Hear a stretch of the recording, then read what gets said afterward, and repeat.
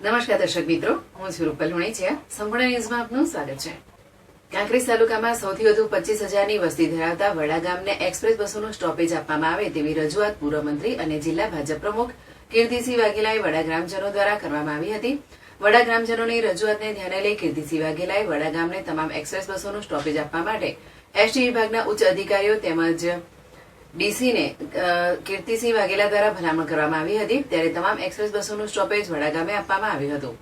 એકાદ મહિનો તમામ બસો પુલ નીચેથી આવતા અને વડા ગામે એક્સપ્રેસ બસ સેવા મળતા ગ્રામજનો આનંદિત થયા હતા.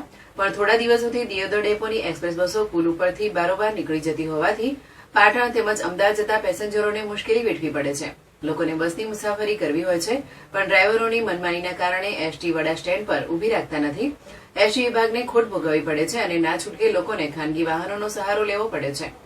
જો દિયોદર ડેપો મેનેજર વડા ગામની લાગણીઓને ધ્યાનમાં રાખી આવા મનમાની કરતા ડ્રાઈવરોની તપાસ હાથ ધરવામાં આવે તેવું વડા ગ્રામજનો ઈચ્છી રહ્યા છે.